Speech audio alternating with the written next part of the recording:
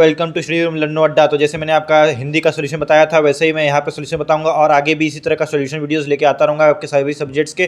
तो set number 2 and set number 3 वाले code number 2/2/2 का जिनका भी कोड नंबर होगा सेट 2 एंड सेट 3 वाले दे सकेंगे, बाकी भी कोड नंबर वाले दे सकते हैं क्योंकि लिटरेचर पार्ट और आपका रीडिंग पार्ट मैक्सिमम सेम था, ग्रामेटिकल पार्ट्स भी सेम था। तो इसमें मेनली मैं आपको डिस्कस करूंगा यहाँ पे सारा पार्ट। तो देखिए इसमें आपका था फॉसिल फ्यूल्स के बारे में। फॉसिल फ्यूल्स का 8 पैराग्राफ का पैसेज था। तो इसमें देखिए पहला वाला क्वेश्चन बताना है, which are the following statements best describe the difference between renewable energy sources and alternate energy sources. तो इसका ऑप्शन नंबर बी हो जाएगा, renewable energy sources are inexhaustible whereas alternate energy sources could be exhaustible है। ये आपके para number 2 में आपको मिल जाएगा इजिली, है ना। इस वाली लाइन में energy sources fall under the category alternative sources become but it does not work. Sorry number 3 में मिल जाएगा, however alternative energy sources are exhaustible and therefore not renewable. ठीक ना, तो ये बी वाला से मैच कर रहा है। क्वेश्चन नंबर सेकंड में क्या बोला है, आपको 40 वर्ड्स में एक्सप्लेन करने थे। पूछा था इसमें टोन क्या है भैया, टोन राइटर का ग्रेटिट्यूड है, राइट। फिर क्वेश्चन नंबर थ्री में पूछा था यहाँ पे क्या होगा, in the past alternative energy resources were not used much by the consumers because expensive. Para number 4 में दिख के रखा है, पैरा नंबर 4 देख लीजिए आप। Para number 4 let me show you, यहाँ पे लिखा है however thanks to increase demand more experienced energy developers competitive supply chains, है ना। ये आपको रीड करना था। अगर आपने अच्छे से रीड किया, अच्छे से समझाया तो आप इस बहुत ईजी था, इसलिए कर लेते इसको। क्वेश्चन नंबर 4 में 2 सेट्स निकालने हैं जो एक दूसरे के एंटोनिम है। तो यहाँ पे exhaustible, inexhaustible and sustainable and exhaustible, ठीक ना। बी एंड ई आपके ऑप्शन हो जाएंगे। Who is the leader of renewable energy pack and why. Para number 5 में देखा है विंड एनर्जी होगा भैया, देख लो यहाँ पे para number 5 wind energy efficiency, the leader of the renewable energy pack is the wind energy, behind the wind energy comes get geothermal, उसके बाद wind energy y का आंसर यहाँ से होगा। wind energy serves the both individuals and the entire communities, it is versatile and can be produced for small scale within windmills और wind turbines। अपने words में लिखना था, छापना नहीं था यहाँ से, ठीक ना। कॉपी पेस्ट तो बिल्कुल नहीं करना था, इसको यहाँ से लिखना था अपने वर्ड्स में। वह जैसे समझे हो उसे लिखो, छाप लोगे तो नंबर एक दो नंबर काट सकता है आपका, एक ही नंबर का था ही कट जाएगा आपका number. Based on the reading of the passage, examine in about 40 words the difference between geothermal electricity and hydroelectricity। वहीं पे देख रखा था पैरा नंबर 6 में, उसी के नीचे देखिए जियोथर्मल यहाँ पे है। Geothermal electricity can directly heat and cool buildings. Hydroelectricity also known as hydro power is produced when water behind a dam causes turbines blades to move as it flows through an intact, right. उसके बाद question number 7 आ जाएगा। Question number 7 में what is message conveyed by the passage. D वाला हो जाएगा, alternative energy sources are the emerging energy trends and are still evolving. True false बताना था आपको इसमें। तो hydroelectricity as a renewable energy source is used for residential as well as commercial purpose, true हो जाएगा। फिर आपको यहाँ पे मैंगो के बारे में दिया था पैसेज, मैंगो के बारे में सब कुछ डेटा देकर रखा हुआ है। उसके बाद क्वेश्चन पूछ दिया है ना। मैं आई थिंक पैसेजेस बहुत ही ईजी थे आपके लिए, राइट। अगर आपने पैसेज को अच्छे से रीड किया तो बहुत ही ईजी थे। Complete the following analogy appropriately based on your understanding. Para number 1 के बारे में देखो दे दिया है, पैरा नंबर 1 में आपको पढ़ना है तो मिल जाएगा क्या, we can say that the becoming, यहाँ पे सब दिया है। Mango is known as the king of fruits because of its taste and uses, उसके टेस्ट और यूजेस की वजह से वो फेमस है, किंग कहा जाता है। Fill in the blanks and with the appropriate option, है ना। अप्रोप्रिएट ऑप्शन पैरा नंबर 2 से आपको पता करना है इससे। तो यहाँ पे देखिए यहाँ पे क्या हो जाएगा, फर्स्ट यहाँ पे ए हो जाएगा, फैक्ट हो जाएगा यहाँ पे, ओपिनियन फैक्ट में से फैक्ट हो जाएगा और ए और एन में से ए हो जाएगा। फिर यहाँ पे आपका ऑब्जेक्टिव डिटेल हो जाएगा और यहाँ पे एन हो जाएगा, एन ऑब्जेक्टिव डिटेल, ठीक। अगर आपने सही किया, अगर यही से ए किया तो एकदम 100% सही है आपका। फिर justify in about 40 words, para number 2 से आपको जस्टिफाई करना था यहाँ से, है ना। पैरा नंबर 2 आपको दिखा देते हैं। पैरा नंबर 2 में दिया है यहाँ, India being the major share holder in terms of the mango produces exports only about 0.52% of its total production indicating the huge gap in the exporting of mangoes, right. तो यहीं से कोई अपने words में लिखना था इसको। उसके बाद based on the table which 3 countries were at par with each other in terms of mango import from India in 2019 and 20। तो यूके, नेपाल एंड यूएई हो जाएगा। यहाँ पे दिखा देता हूँ आपको, यूके, नेपाल, यूएई, इसका 9, इसका 24, इसका 33 है ना। इसी वजह से ये हम लोगों से थोड़ा सा क्या है, क्या कहते हैं, 3 कंट्रीज होते हैं एट पर थे, है ना। 3 countries were at par with each other. फिर पैरा नंबर 5 आ गया, क्वेश्चन नंबर 5 आ गया। क्वेश्चन नंबर 5 में पैरा नंबर 3 से आपको मिल जाएगा इसका आंसर। पैरा नंबर 3 में यूएसए के बारे में क्या पूछा है, the top mango importing country in the USA, however India exports only about 2% of its total exports to the USA, state any one inference that can be drawn from this. तो para number 3 में इसका answer देकर रखा है। Para number 3 में दिया है critical issue for exporting to the USA is the transportation cost. Transportation cost ज़्यादा है and limited self life of mango while for Europe transportation cost as well. यहाँ पे नहीं लिखना था, सिर्फ ये एक इन्फ्रेंस आपको लिखना था, तो ये आपका ट्रांसपोर्टेशन वाला चीज़ लिख सकते थे आप लाइन, ठीक, ये हो जाएगा।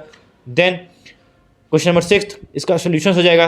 चैलेंजेस का आपको लिखना था यहाँ पे एंटोनिम, ठीक ना, एंटोनिम लिखना था। तो एंटोनिम सिनोनिम क्या लिखना है किसका, वो आपको अच्छे से ध्यान देना था, है ना। ट्रू फॉल्स वाले में भी ट्रू फॉल्स करना है, क्या लिखना है आपको, वो सब चीज़ों का ध्यान देना था। क्या पूछ रहा है, why is India described as the largest producer of mangoes in the world, answer in 40 words. Para में आपको पीछे देकर रखा है इजिली, है ना, तो उसके पैरा से पढ़ के आपको देना था। इसमें बहुत ज़्यादा साइंटिफिक रॉकेट साइंस तो है नहीं कि आपको अपने बना के लिखना है।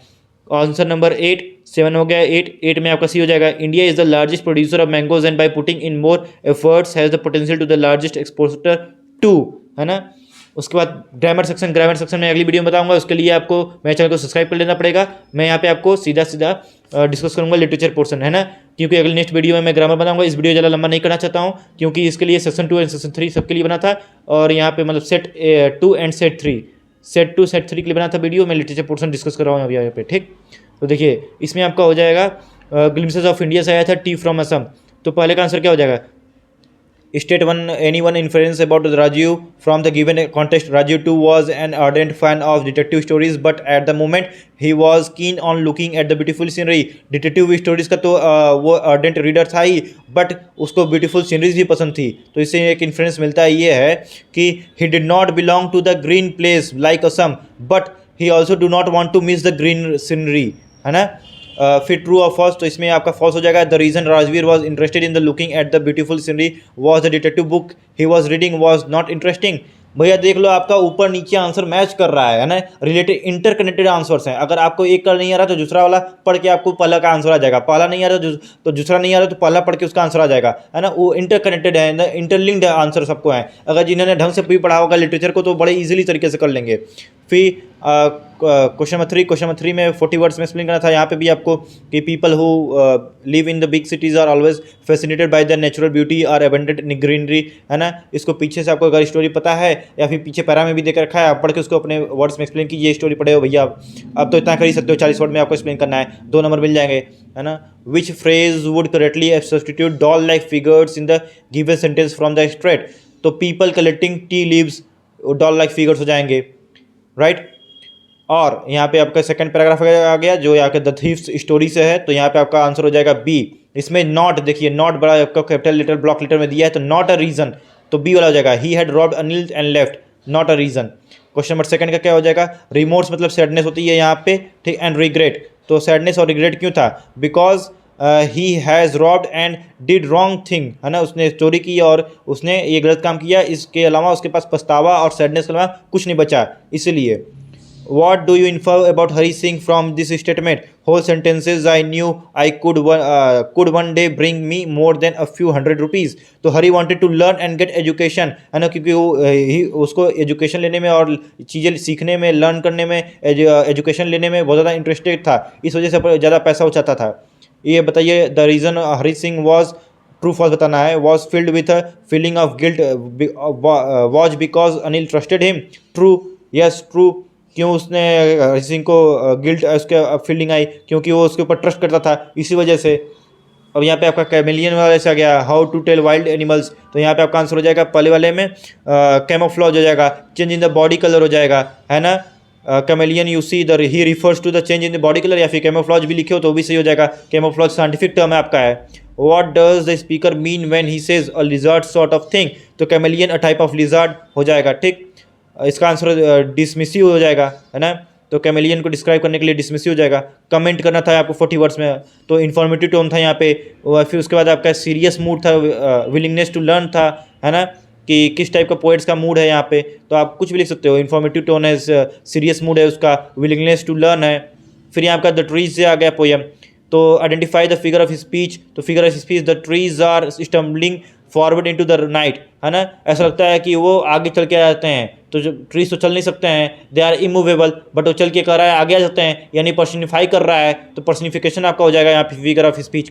Explain the signification of the line, the moon is broken like mirror into pieces flash now in the crown of the tallest oak, तो यहाँ पे because trees took place of the moon, इसको अपने वर्ड्स में explain करना था आपको simple सा। तो यहाँ पे खत्म होने वाला है पार्ट जल्दी से। उसके बाद आपको सिर्फ यहाँ पे लिटरेचर पार्ट आ जाएगा जो लिखने वाला था, है ना। एमसीक्यू वाला पार्ट खत्म होने वाला है, तो इसका आंसर डी वाला हो जाएगा, make the reader more attentive, है ना। फिर what does the line my head is full of the whispers which tomorrow will be silent tell us about the poet's state of mind। तो उसका state of mind क्या है? she knows but can't do anything, they wanted to be free, वो कुछ दिनों में free हो जाएंगे और उनको पता है बट कुछ नहीं कर सकते हैं। तो ये स्टेट ऑफ माइंड है उनका यहाँ पे, इसको अपने वर्ड्स में एक्सप्लेन करना था आपको। उसके बाद तो आपको सब कुछ लिखने वाला है। तो ग्रामर वाला पार्ट के लिए आप सब्सक्राइब कर लीजिए, आपको नेक्स्ट वीडियो में तुरंत मैं इसको डिस्क्रिप्शन में लिंक डाल दूंगा ग्रामर वाला पार्ट का, आप वहाँ से देख लीजिए ग्रामर वाला पार्ट का, ठीक ना। और अभी मैं सेक्शंस के इस तरह के सॉल्यूशंस लेके आता रहूँगा। सब्सक्राइब रहिए, मैं आजकल में आपको बाकी भी सेट्स का सॉल्यूशन प्रोवाइड करवा दूंगा। सो बढ़िया करके जाइए अपना पेपर, अगले पेपर में फोकस कीजिए, इस पेपर को छोड़ दीजिए, अगले पेपर में बढ़िया करना है आपको, 4 देना है, अच्छे से करना है। ऑल द वेरी बेस्ट, जय हिंद।